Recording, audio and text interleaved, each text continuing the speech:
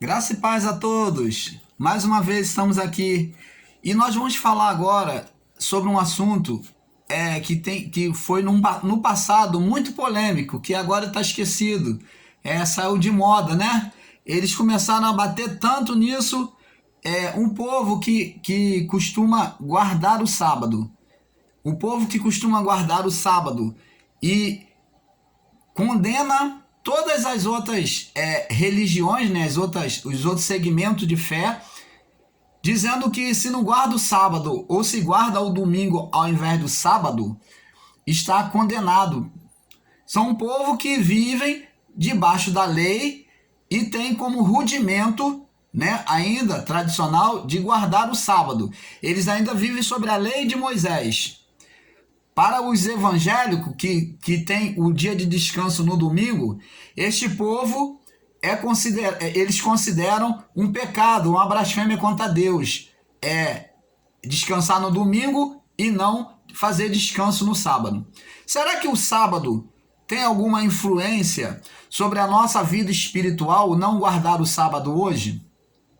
Então nós vamos estar falando Jesus, o sinal do sétimo dia. Vamos falar aqui, o tema é Jesus, o sinal do sétimo dia. Foi o tema que eu coloquei. Por quê? Para muitos que não guardam, que guardam sábado, aqueles que não guardam estão em condenação, segundo os ensinos deles, porque estão debaixo da lei. Então nós vamos ver se isso é verdade em relação à palavra de Deus. Vamos começar aqui em Mateus 24. Vamos começar em Mateus 24, aonde Jesus fala sobre a vinda dele. Mateus 24. Mateus 24, no verso 30.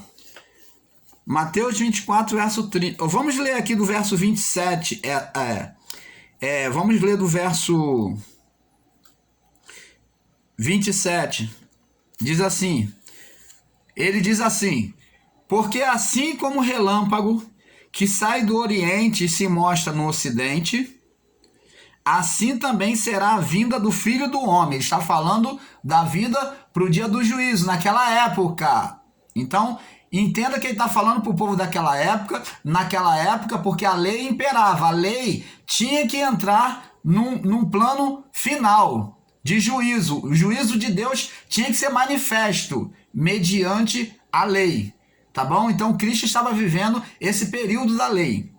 E ele diz assim: porque onde estiver o cadáver, aí se ajuntarão as águias.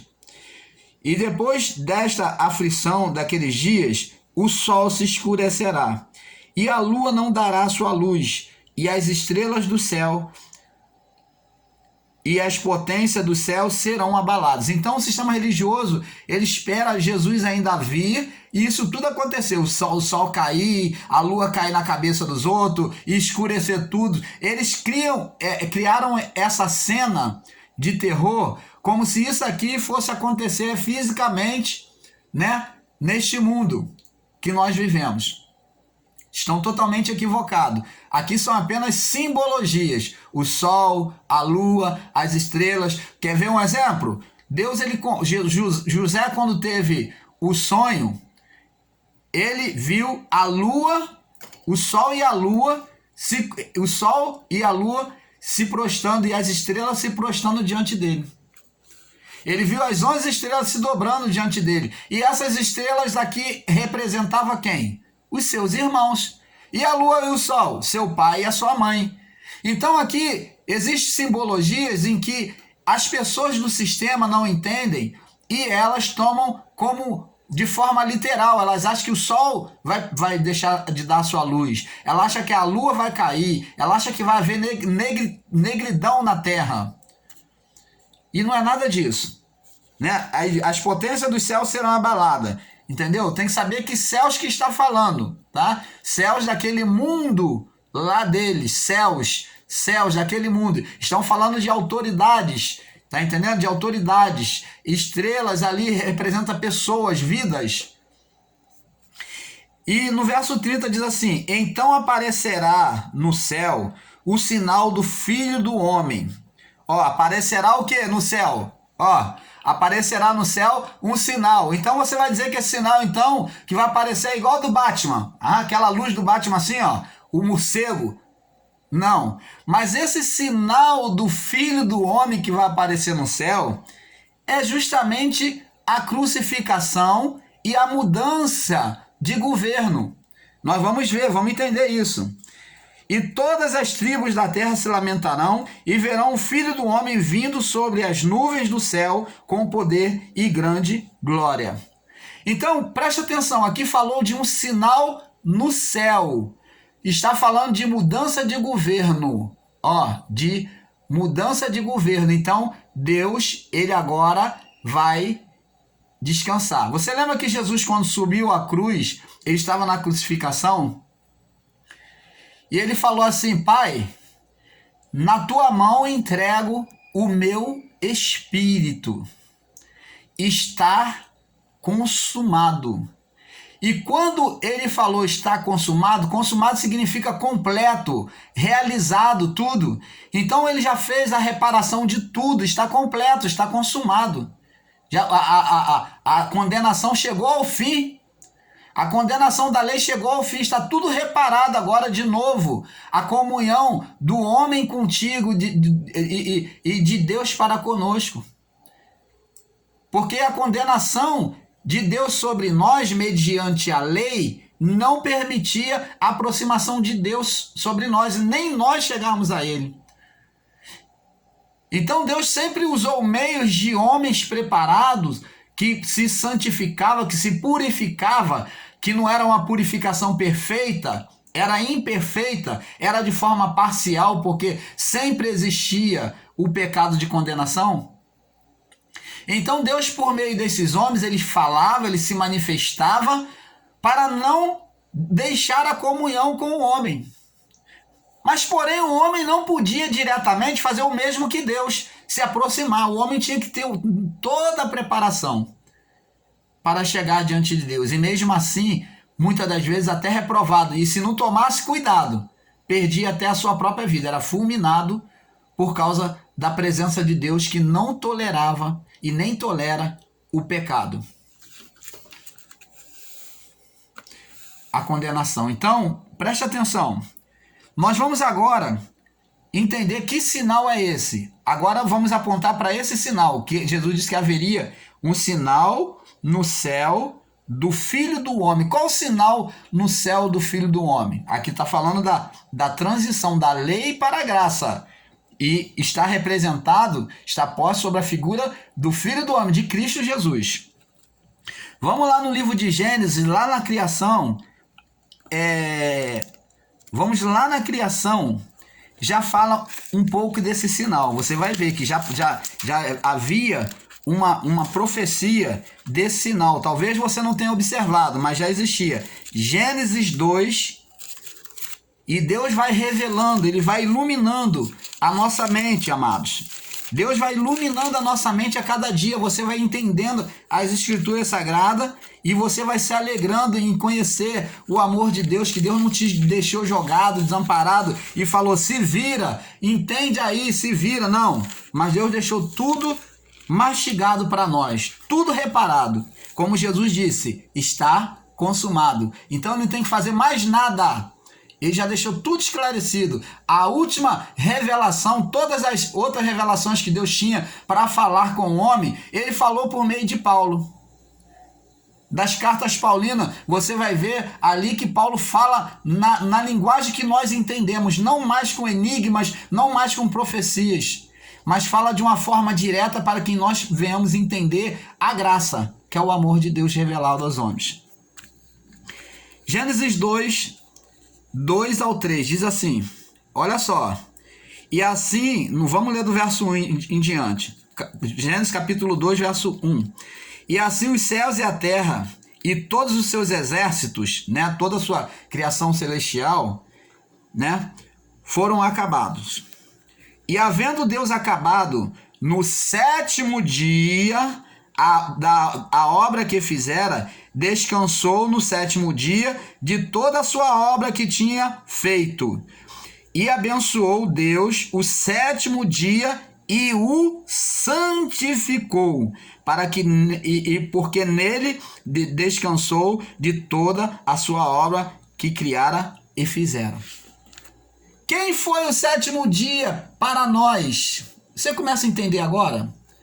Deus não descansou porque ele estava cansado, não. A palavra descansou é contemplação, é realização. A palavra descanso aqui é realização, é contemplação. Então, Deus, por meio de Cristo, ele descansou. Ele fez a reparação no sétimo dia. Cristo representa o sétimo dia. Jesus na cruz representa o sétimo dia. A reparação do homem. A contemplação de Deus, mais uma vez, de trazer de volta a sua natureza. Então ele abençoou, e aqui você vê aqui, ó, no sétimo dia, ele abençoou o sétimo dia, que é a reparação de Cristo sobre a humanidade, tá? Por isso existia a lei de guardar o sábado, mas essa lei agora foi cumprida em quem? No sétimo dia. Quem é o sétimo dia aqui? Quem é o sinal do sétimo dia? É Cristo Jesus. Esse sétimo dia que eles guardavam mediante a lei, que é daqueles que guardam o sábado, representava Cristo realizando todas as coisas, toda a reparação. É o descanso, é a contemplação de Deus na realização das suas obras. E diz aqui que ele, no sétimo dia, ele santificou, ele abençoou. Você vê que a bênção. A bênção significa aceitação. Então ele aceitou, agora de novo, a humanidade reparada, né? E santificou. Santificar é não ter pecado, é se tornar santo, tornar separado. Santo significa separado. Então ele separou, se tornou separado, aqueles que haveriam de ser salvos. Você começa a compreender? Você está recebendo a iluminação agora no seu coração, na sua mente? Então Cristo, ele é o sinal do sétimo dia para nós. E eu gostaria de fazer você saber mais ainda. Vamos mais ainda sobre outra profecia agora. Um profeta usado por Deus, que é Ezequiel, que ele fala aqui, Ezequiel capítulo 20. Ezequiel 20, no verso 12. Vamos aqui, diz assim, ó. E também lhe dei os meus sábados. Tá falando sobre o sábado, tá? Eu não tô fugindo daqui, não.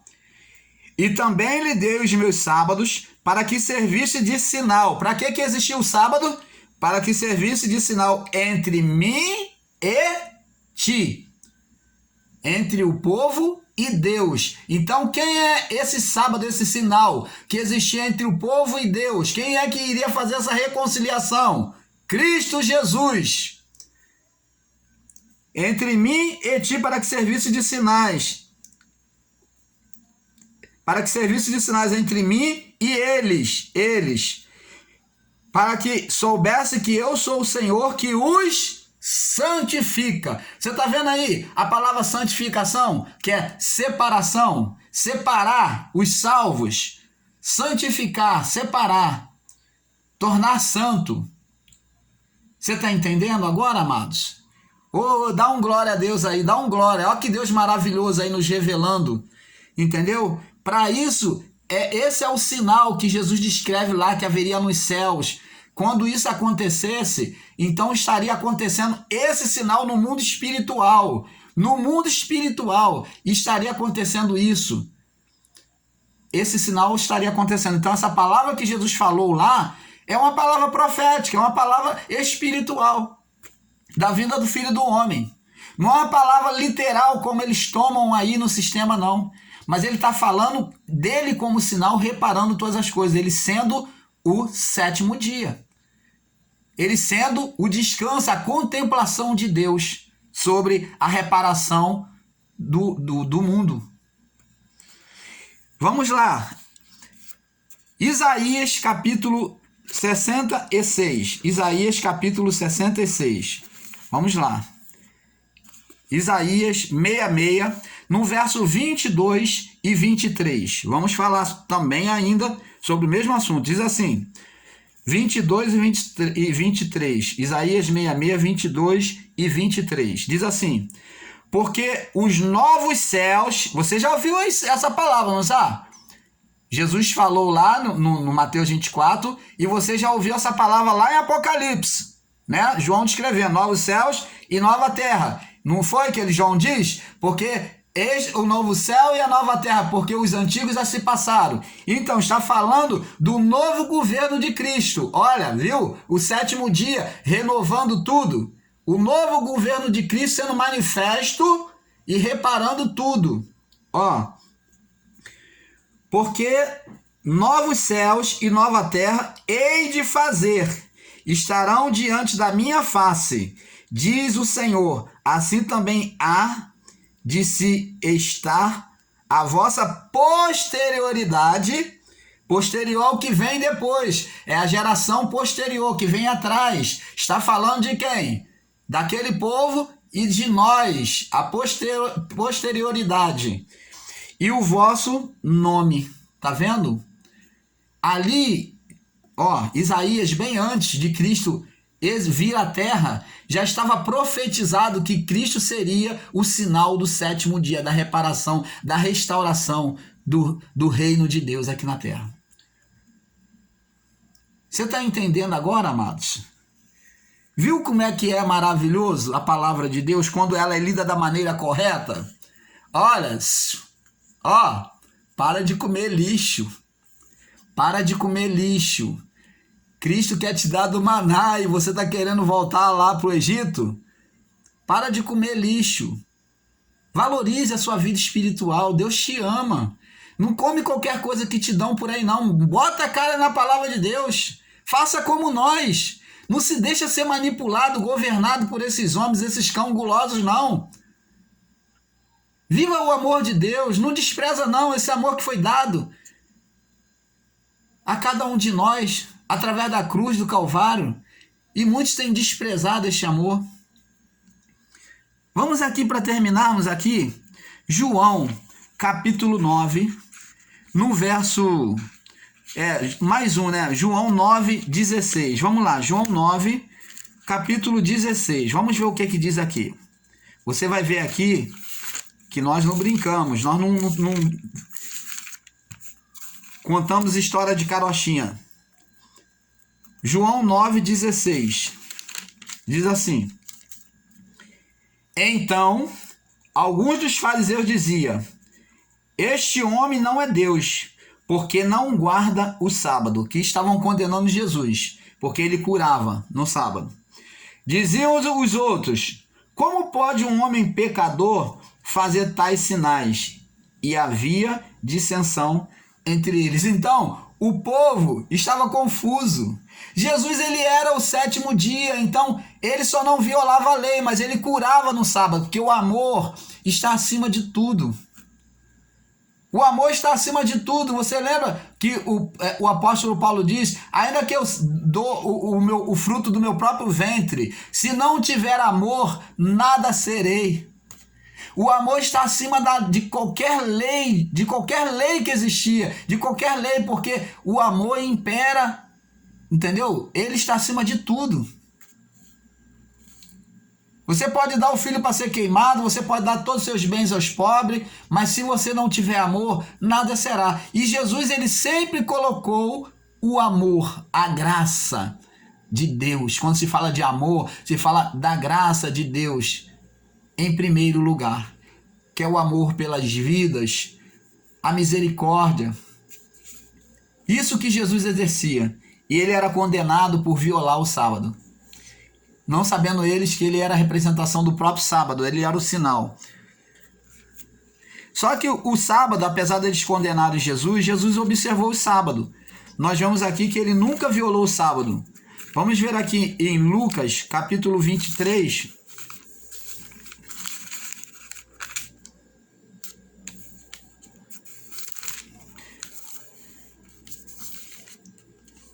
capítulo 23, no verso 56. Nós vamos prosseguir no próximo vídeo, tá bom? Porque ainda vai ficar muita coisa por falar aqui. 23, no verso 56. Diz assim, 23, 56. Diz assim, e como certa criatura... 23... tá, eu peguei aqui errado, peraí. 23, 56, diz assim... 23, no verso 56. 56. Diz aqui: e voltando elas, prepararam especiarias e ungüentos. Especiarias e ungüentos. E no sábado, e repousaram conforme o mandamento. Vamos para o próximo vídeo, nós vamos prosseguir. A paz.